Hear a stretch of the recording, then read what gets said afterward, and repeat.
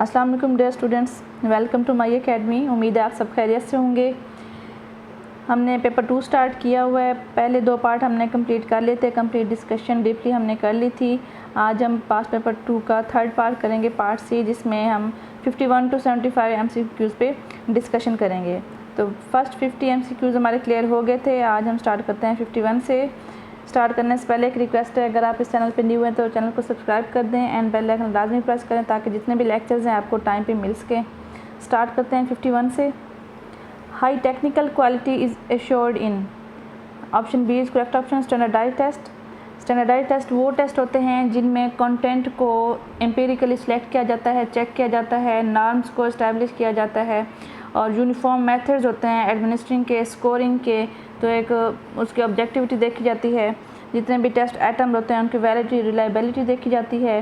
तो जो high technical quality है वो एश्योर्ड होती है स्टैंडर्डाइज टेस्ट में। ऑप्शन बी करेक्ट ऑप्शन है। नेक्स्ट है 52। Direction for administering and scoring are so precisely stated in. Administering के, स्कोरिंग के या आला लेवल की बिल्कुल स्ट्रिक्टली जो उसकी स्कोरिंग होती है वो सारी स्टैंडर्डाइज टेस्ट में होती है। ऑप्शन बी करेक्ट ऑप्शन है। टीचर मेड टेस्ट में वो क्लास लेवल पे होता है, नैरो कंटेंट को कवर कर रहा होता है, उसमें वैलिडिटी, रिलायबिलिटी उस लेवल पे नहीं होती जितनी स्टैंडर्डाइज टेस्ट में होती है। और स्टैंडर्डाइज टेस्ट जो हैं वो एक्सपर्ट्स डेवलप करते हैं। नेक्स्ट है 53। Norms are based on national samples of students in the grades in. Standardize test में जो नेशनल लेवल पे एम्स होते हैं उनके अकॉर्डिंग टेस्ट डेवलप किए जाते हैं, टेस्ट आइटम लिए जाते हैं, वही कुछ कंटेंट को कवर किया जाता है, वैलिडिटी, रिलायबिलिटी, टाइम, स्कोर, सारा कुछ उसमें कंसीडर किया जाता है हाईली। तो ये जितने भी नॉर्म्स हैं, असूल हैं, वो नेशनल सैम्पल्स पे होते हैं, जितने भी स्टूडेंट्स के होते हैं। तो वो हमारा ऑप्शन बी करेक्ट है, स्टैंडर्डाइज टेस्ट। नेक्स्ट है standardise test are dash in nature. ये नेचर में इनफ्लेक्सिबल होते हैं। ऑप्शन डी करेक्ट ऑप्शन है। नेक्स्ट है national education system assessment system has been established under the ministry of education. ये option B correct है, sector reform action plan. Next है PISA is an. PISA abbreviation है programme for international student assessment. इसमें international assessment programme जो first option A है वो correct option है। Next है PISA test assessment. PISA test assess the student skill of. इसमें जो स्टूडेंट्स की स्किल्स हैं, नॉलेज है, कंप्रीहेंशन है, एप्लीकेशन है, इसको असेस किया जाता है बच्चे का नॉलेज कितना है। और नेक्स्ट कंप्रीहेंशन है कि कंप्रीहेंशन मीन हम अंडरस्टैंडिंग लेते हैं कि जो चीज़ बच्चे ने मीन्स के एक डेफिनेशन याद की हुई है, न्यूटन का लॉ याद किया हुआ है, लर्न किया हुआ है, तो उसकी समझ है या नहीं है, अंडरस्टैंडिंग कितनी है और उसकी एप्लीकेशन उसको कितनी आती है, अप्लाई दूसरी जगह पे कैसे कर सकता है दूसरी सिचुएशन में। तो जो पीसा टेस्ट है उसमें स्टूडेंट के जो स्किल्स हैं उनमें नॉलेज, कंप्रीहेंशन, एप्लीकेशन को असेस किया जाता है, ऑप्शन ए। और पीसा टेस्ट में मैथ, साइंस एंड रीडिंग को असेस किया जाता है बेसिकली। नेक्स्ट है 58। Pack stands for Punjab examination commission. ये एब्रीवेशन आपने याद रखना है। नेक्स्ट है Punjab examination commission is an autonomous body responsible for conducting the examinations for. जैसे बच्चों के 5 और 8 क्लास के एग्ज़ाम होते हैं तो पैक की रिस्पॉन्सिबिलिटी होती है कि उन्होंने कंडक्ट करने हैं। इससे ऊपर वाली क्लासेस में हाई लेवल में जाएँ तो मैट्रिक लेवल पे या FSC लेवल पे जो है ना बोर्ड के एग्ज़ाम्स होते हैं वो रिस्पॉन्सिबल होते हैं, वो कंडक्ट करते हैं। तो जो पैक है पंजाब एग्ज़ामिनेशन कमीशन वो रिस्पॉन्सिबल है ग्रेड 5 एंड 8 के एग्ज़ाम्स लेने के लिए, ठीक है। वो रिस्पॉन्सिबल होता है ग्रेड 5 एंड ग्रेड 8 के। ऑप्शन सी करेक्ट ऑप्शन है। नेक्स्ट है PISA test assess general competency in the subjects. PISA test में क्या चीज़ असेस की जाती है, उसमें मैंने पहले भी आपको बताया कि रीडिंग है, मैथ है, साइंस है, जो साइंस लिटरेसी है। तो ऑप्शन बी इसका करेक्ट है। इसमें बच्चे की reading, math and science literacy में कितनी अंडरस्टैंडिंग है कि जो उसकी परफॉर्मेंस होती है उसको असेस किया जाता है। ऑप्शन बी करेक्ट ऑप्शन है। नेक्स्ट है 61 पे। विच of the following components of attitude represent a persons opinions, knowledge and information. जो भी इंफॉर्मेशन हो, नॉलेज जो हमारे माइंड में होती है, जितने भी हमारा ओपिनियंस हों, ठीक है, तो हमारी कॉग्निटिव कंपोनेंट है ये। तो ऑप्शन बी करेक्ट ऑप्शन है।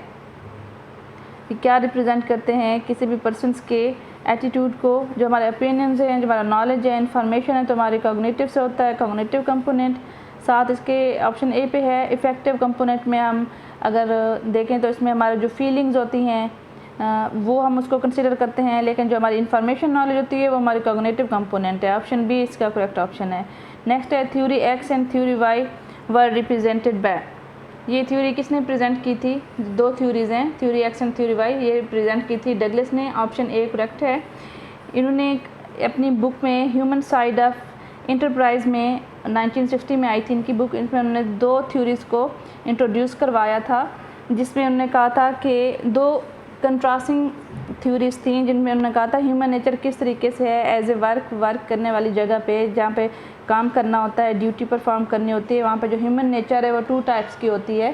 जिसमें कुछ एम्प्लॉयज़ ऐसे होते हैं जो इररिस्पॉन्सिबल होते हैं, जो वर्क को पसंद नहीं करते, जैसे ही मौका मिला तो काम को इग्नोर कर दिया, तो वो सारे कंसीडर होते हैं थ्योरी एक्स में।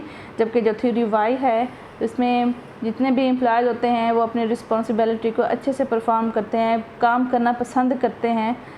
ठीक है, ये दो थ्योरीज उन्होंने दी थी। नेक्स्ट है 63 पे theory X assume that the employees are.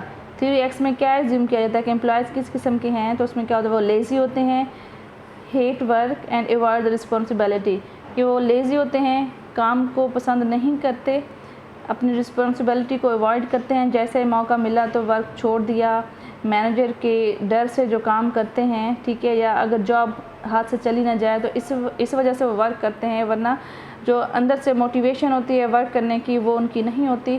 तो ऑप्शन बी करेक्ट ऑप्शन है।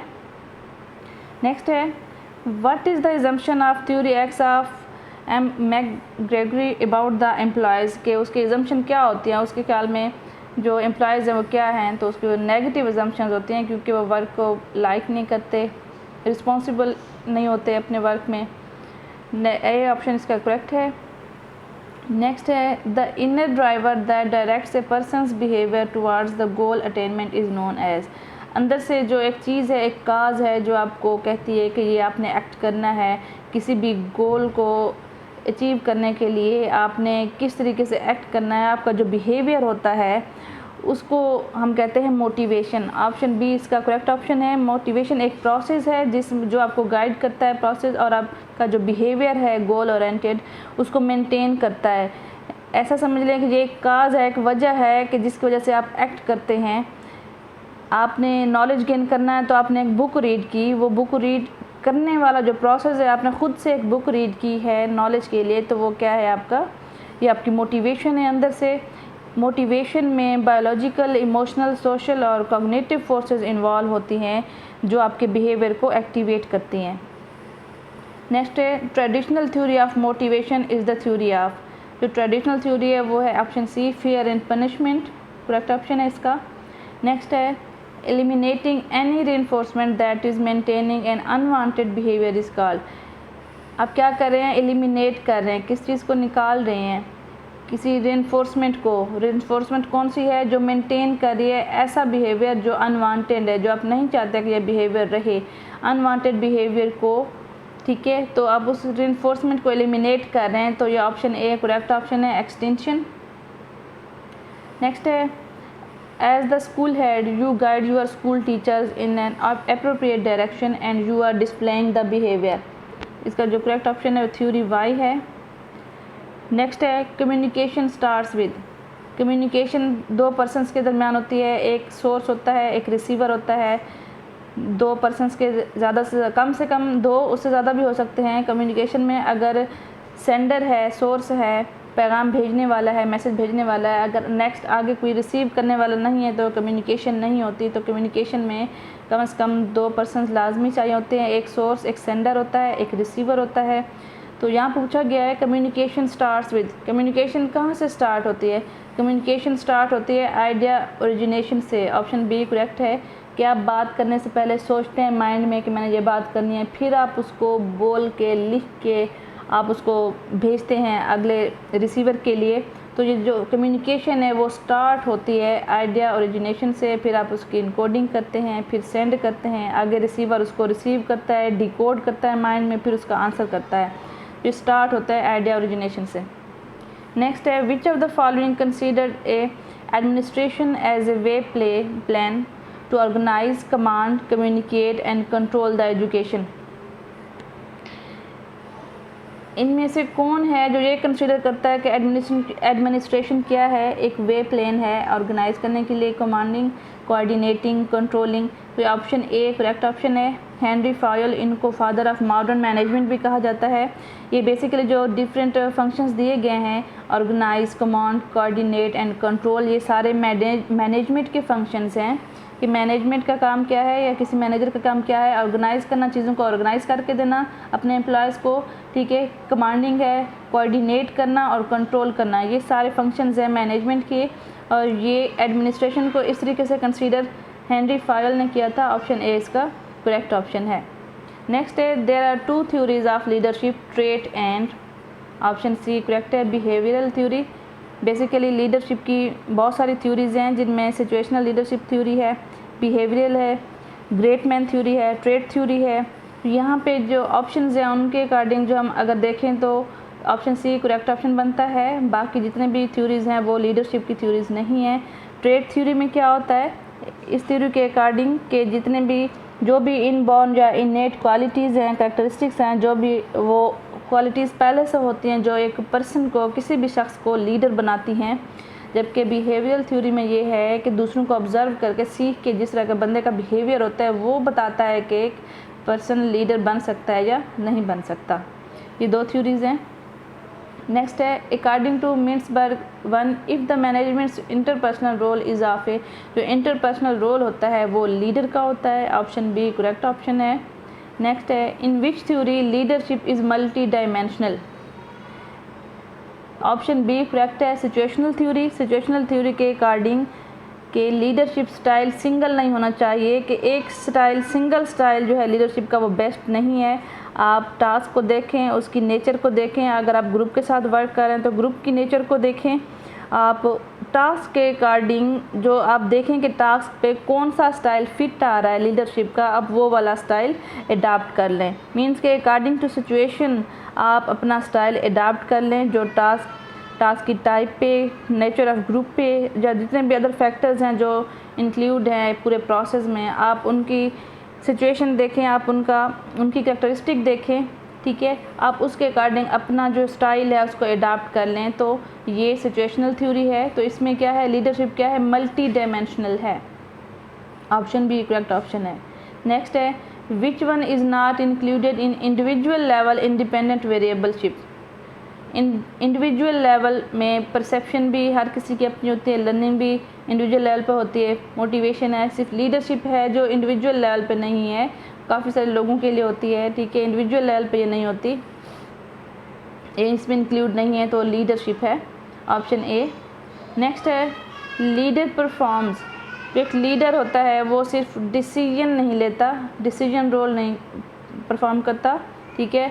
या बाकी ऑप्शन हैं इनफॉर्मल रोल, इंफॉर्मेशन रोल्स, ये नहीं, इंटरपर्सनल रोल्स होते हैं कि किसी भी एजेंसी है, कोई स्कूल है, कोई कंपनी है, उसमें लीडर क्या करता है, इंटरपर्सनल रोल्स परफॉर्म करता है, ठीक है। नेक्स्ट जो 76 to 100 है, हम नेक्स्ट वीडियो में इसकी पास पेपर 2 की जो लास्ट क्वेश्चन है पार्ट डी, उसमें हम डिस्कस करेंगे। आज की इस वीडियो में हमने 51 to 75 हमने डिस्कस कर लिए हैं डीपली। कोई इशू हो तो आप कमेंट में ज़रूर बताएं। आई होप कि आप सबको समझ आ गई होगी। ओके, टेक केयर, अल्लाह हाफिज़।